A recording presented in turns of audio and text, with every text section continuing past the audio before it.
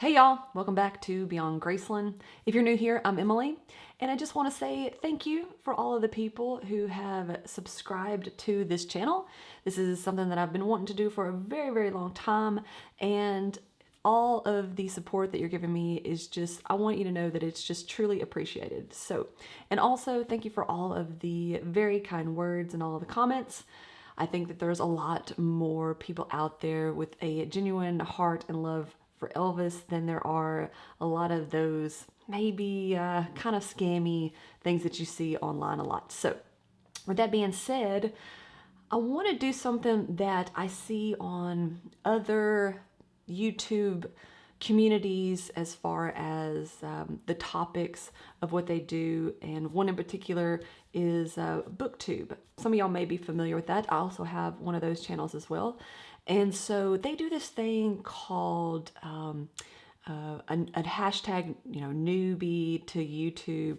I'm not like as familiar with the lingo in BookTube, but it is something to where there's a set of questions that the person who's doing the channel can ask and answer so that you can get a better idea of, their backgrounds and why they're doing a YouTube channel for a specific topic. And so I thought that would be kind of cool to do for this. This may be something that somebody else out there or you have already done.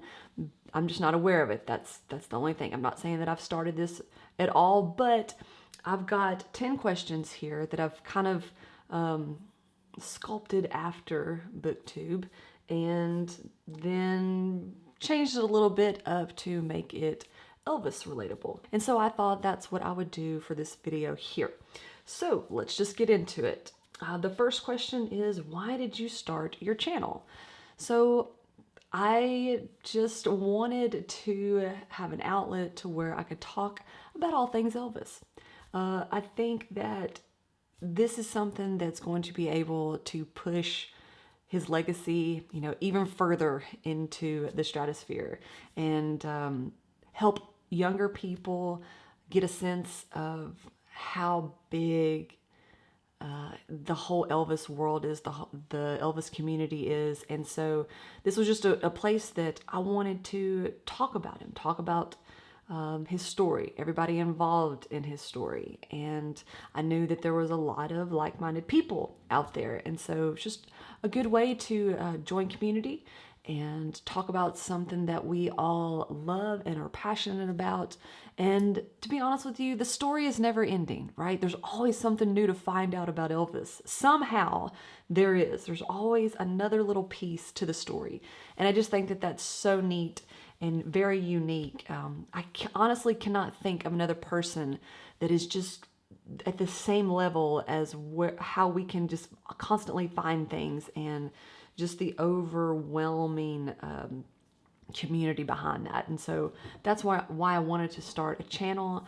I also just wanted to do some things maybe a little bit different than what I've seen before, and I hope we're able to do that. Which kind of leads into the next question here. Number 2, what are some unique things that you can bring to the Elvis-Tube community? So something that I want to do is different than a lot of the other videos that you've seen. It's also probably similar to some. I just haven't seen them. There's a ton. So it's hard to see them if they're just not being popped up as a recommended channel or video or anything like that. I know that. But I feel like, some things that we'll go over in these videos is going to be heavily researched. There's going to be some holes because we don't have all the pieces quite yet. And that's what makes this fun, right? Because we can bring things to the table and then people can make recommendations on where to look. They may be able to fill in some of those gaps. And so that's what I really like about this. We're able to engage and keep that conversation going and help each other out, share our knowledge. And so I want to be able to do that. I also want to be able to offer something that's different, as in not just doing all this defending and seeing all of the kind of scammy, I mean, I don't know what else to call them. They look scammy.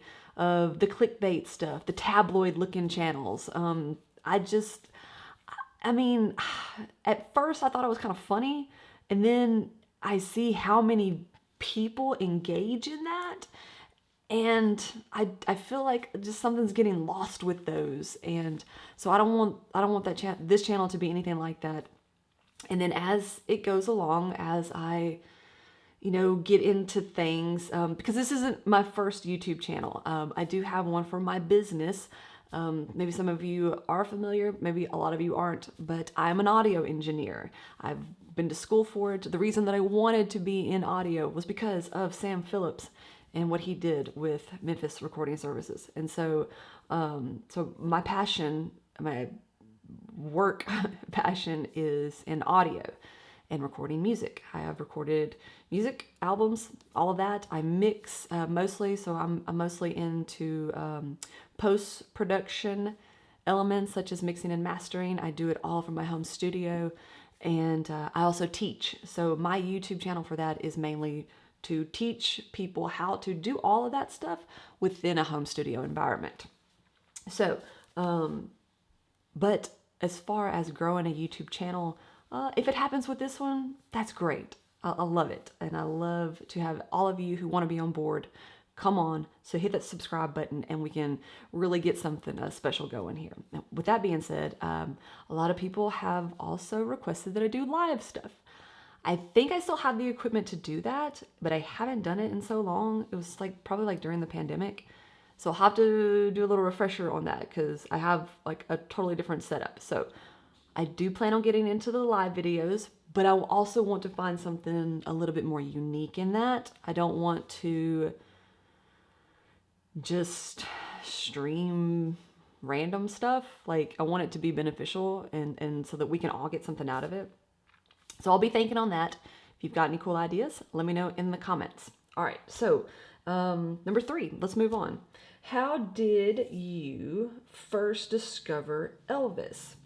So, okay, see if do you want the long version? We'll try it.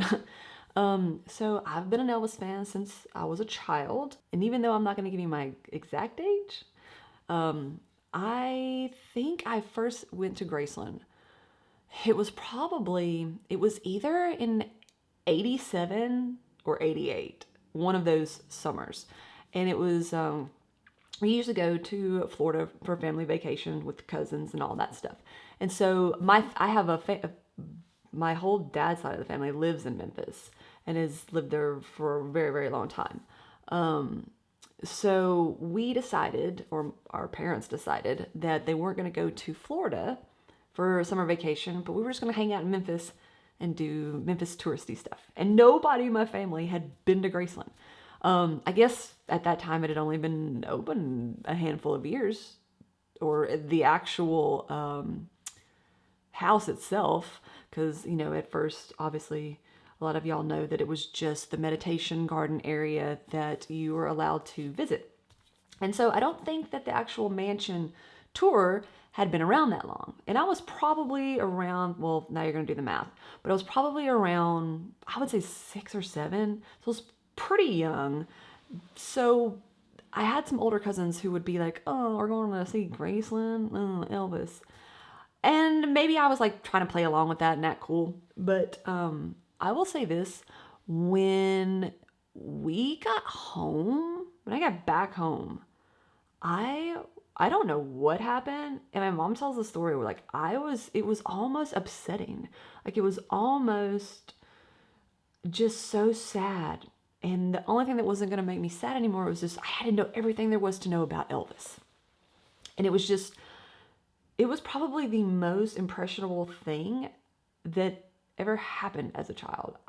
To this day, I just was just overwhelmed with just, I don't even know the word to describe the feeling. I'm sure a lot of you know the same feeling, but it was just from then on, I just could not stop absorbing information. I have now been to Graceland. I don't know how many times because I stopped counting after this many times on both hands. So I'm not sure. Most recent one I went to was a couple of years ago. It was the year before Lisa passed away. So I haven't been since she passed away. Yeah, so that was kind of how and when got to, I don't know, just be involved with this Elvis world. And, you know, of course, started getting all the VHS tapes that I could of his performances, whatever was available, you know, during Christmas. That was the only thing I asked for, which is Elvis stuff. And so, yeah, so it's been a long time. Okay, moving on. It's question number 4. What era of Elvis do you enjoy the most? 50s, 60s, or 70s? So, I would say for me, it's really always been the 50s. I guess it was probably because that's where the journey started.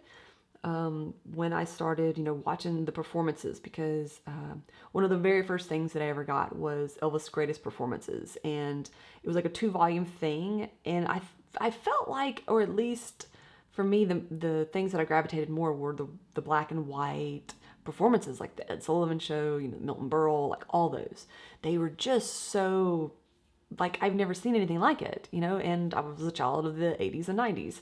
So I guess I'm always gravitated towards that. I guess that style of music is that pure first era of rock and roll.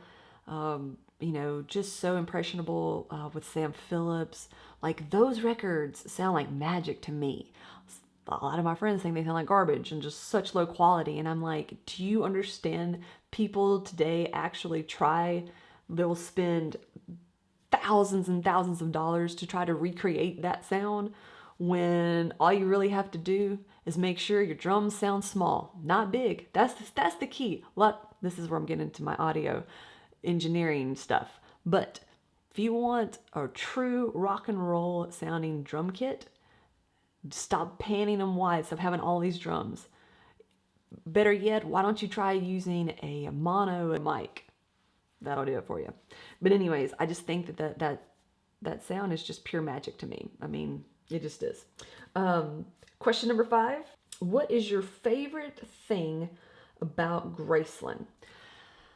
My favorite thing about Graceland. Oh, by the way, like I got these questions down. I didn't really want to sit too long with them to think or overthink the answers. I just kind of wanted to record kind of my first reaction to these questions. But this one's a little hard.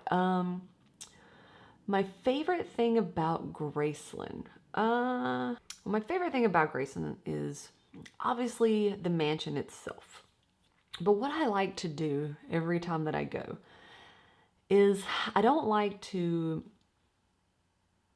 just listen to the headphones, because I believe once you've done it, because the first time that actually the first couple of times that I went, it wasn't headphones, it was an actual tour guide, so you were able to ask questions and all this stuff. And so one of my favorite things that you can do at Graceland is just kind of stay back. Don't get rushed. Don't be in like the front of your group at all, because you will feel rushed. But it's really just to like sit in the rooms, touch the walls. You can do that. I promise you. You can touch them. Light fixtures. I'll leave some pictures here because those are original to the house. And just imagine how it was in each of the times that Elvis was there, through the 50s, the 60s, the 70s. You can kind of picture how it was each time. If you do that, you can even just, you can close your eyes and you can just feel, I'm not going to say you feel a presence, but I just think that you can just feel so much emotion when you're in there. I don't particularly have a favorite room. If I had a favorite room, it would probably be the one that we can't even get into, and that's the music room in the front part of the living room there. I think that that's just one of those rooms that, at least on the downstairs area, that it's there, but it's just a little bit out of reach. And I just feel like it was used so much, especially during the early days. And I love to imagine it when he first moved in with the red carpet and the blue walls. One of the things when I first found that out about the blue walls, I believe it was in one of the books. I believe it was in Last Train to Memphis, maybe. And then the only pictures that you could ever see of it was the one that's like the profile picture of this channel.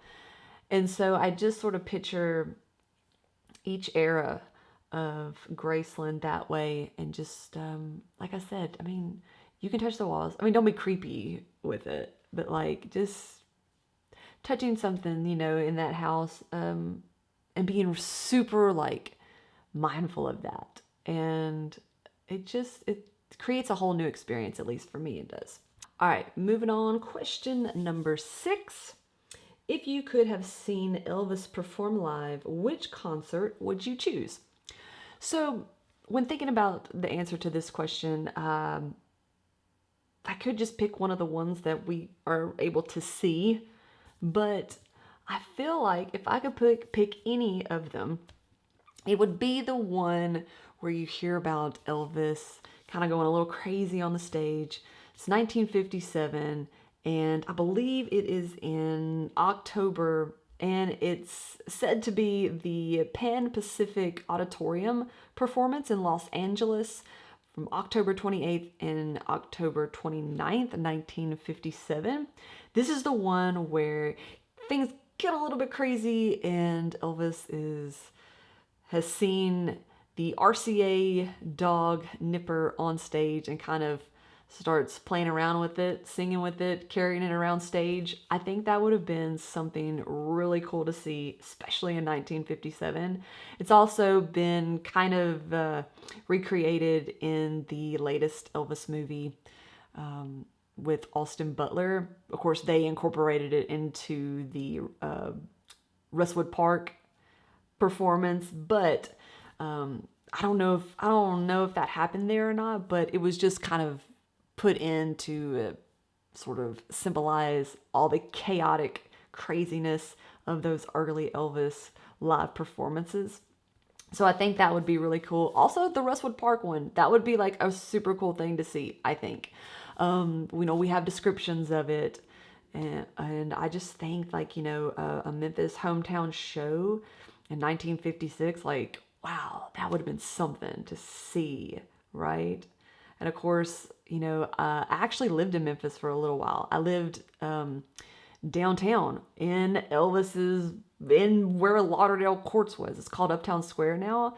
They redone it into apartments. This was back in like 2005. I will talk a little bit about that in a later video, but I've got something else that I want to incorporate it with. So stay tuned for that. But yeah, so those are the performances that I think that I would like to see. And also, even if you don't have a Elvis-Tube channel, like, I would love to know what Elvis performance you would love to see. And any of these other questions, like, that's the thing though, you got to keep this going. And so if you do have, a channel, take these questions and make a video of it. Let me know, tag me in it somehow so that I can find you and follow you and all that stuff. So, all right, let's move on. Question number 7. What's an underrated Elvis song or album that more people should know about? So an album, I'm not sure, but I will say that one of my favorite songs that I hardly ever hear anywhere is the song It Hurts Me. This came out in 1964, and I still remember, I was in college, I think, the first time I ever heard this song, because I didn't even hear it until it was on the radio one day. I think it was when I first got XM radio, and that was before the merge. It was just XM. And I believe it was the Elvis Channel, like right when that first started. And yeah, I was like, I've never heard this song. I love this song. So I would say It Hurts Me. That's something that, I don't know, I just really love that song. Also, one that's later on, Pledging My Love. That is such a great song. Such a great song. I know it was like, you know, during some of the more unstable times in his life, close to his death. In fact, that one might have been recorded in 76. I know it's on the Moody Blue album. And you know what? If I do have to pick an album that I think is underrated, I think it may be that one. Moody Blue? Yeah, Moody Blue. Like, that one might be my choice for underrated. You know, you can hear some, you know, maybe some of the health issues, but I just overall, like, his voice is still really strong. And I just think I think he had a lot of really great song choices on that album as well. All right, let's get on to number 8. What's your favorite Elvis song? My favorite Elvis song is probably going to be Mystery Train. I love it. It is a Sun record. It just has all of the grit and all of that natural sound. It's just, you're not overcomplicating things. You are truly listening to a performance, a one-time take, no overdubs. That's probably what I love about those Sun records, man. Like, it just sounds so organic, so natural, and it's what launched him into a record deal and then history as we know it. So yeah, favorite Elvis song for a while now has been Mystery Train, and maybe one day it'll change, but I just don't see that happening anytime in the near future. All right, number 9. What are some qualities or traits that you look for when it comes to watching other Elvis YouTubers? So, you know, y'all probably already know this now. I'm looking for things that are pretty accurate as possible. I'm not going to get mad at anybody for saying something that's not historically accurate as far as the little details. Now, if you get on this channel and you say Elvis is alive and he's this guy, then I'm probably not going to watch your channel. But, you know, as far as conversations, I like those. I like theories when it comes to, like what we did here a few weeks ago with the mystery receipts from Memphis Recording Services, and are there any other songs? I like people's opinions on those. I like their theories on things like that. Things that I'm not looking for and that are a complete turnoff are the Priscilla haters, or anything as far as that is your main focus. And I didn't think that it was a thing, but there are literally just channels that people put out just to put someone down for whatever reason. It's just to hate that person.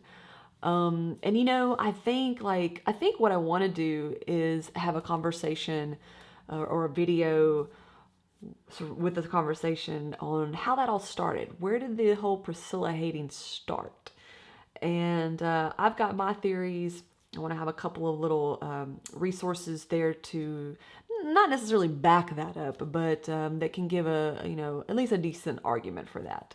But yeah, so anything that's, you know, just looking for arguments in the comments because they think that gets them more engagement, or if it's just straight up crazy conspiracy theories, probably not going to watch those. There are probably a handful of videos that I am subscribed to. Of course, if you have one, let me know so I can check it out. Like, I want to be able to support, you know, I want us to be able to, like, support each other who are in this community, you know, if it's something that we both like. There may be some of you who come across this video who don't like the content that I'm making, or just have too strong of opinion that you can't jump on board.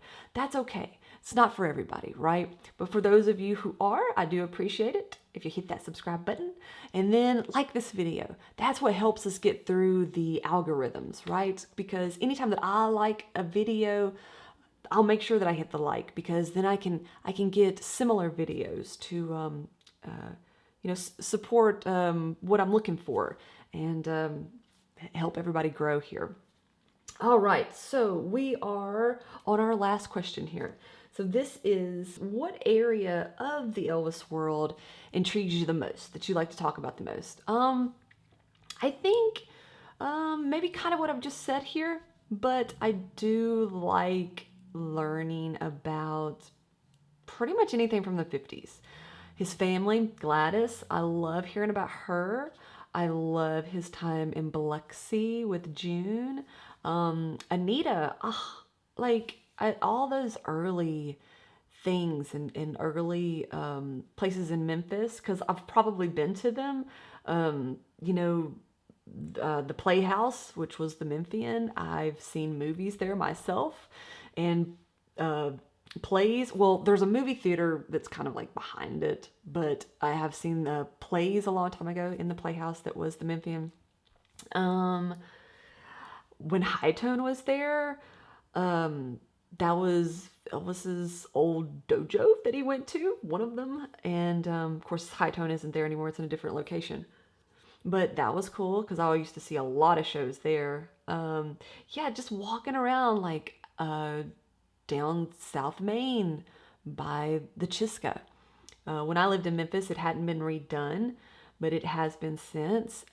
The Orpheum, where the Malco was, where you've got famous pictures, like those things, talking about those, connecting the dots, just sort of going down memory lane. I like those a lot. I want to see stuff like that happen for this channel. I know that there are some people who already do that, but if there's a different take on it, if we can add something else to it, but really just following the dots, anything that I think is something that should be brought up to surface a little bit more. I like those. And then when you do that, you always find something new out. It's like, I remember reading something, this has been several years ago, before I even moved to Nashville, where he would play, or where he would stay when he would come to RCAB, which I've been to. If you haven't been on that tour, it's fantastic. I actually like that more than the Country Music Hall of Fame. But no, like trying to find, when you go into like old archives of things, and where on the map he stayed and sang, Indescribably Blue, like before he went to the recording session, like just little things like that. I love those types of videos. Yeah, so hopefully we can get into some of those. I want to find a way to make it a little bit more unique than some of the other things that have already been done. That's not to say that I'm going to, stress about it, because it's all supposed to be fun, right? It's supposed to be, just a little bit of a passion project. But all right, those are the 10 questions that I've come up with. Like I said, somewhere in the middle of this video, if you have an Elvis-Tube channel, please let's see if we can make a chain out of this and post a video of you answering these questions. I will leave the questions down in the description, so you can just copy and paste them wherever you need to. And then let's use a hashtag, right? So let's use a hashtag ElvisTube intro, like an introductory, right? Even if you have had millions of views and millions of followers, I would love for you to answer these questions and see if we can keep this going. And yeah, so anyways, thank you so much for staying till the end of this video. I really appreciate it. And if you have, I really would appreciate it if you hit that subscribe button. It's going to help us grow, and it's totally free to do that. All right, y'all, thanks so much for being here, and I'll see y'all in the next one, friends.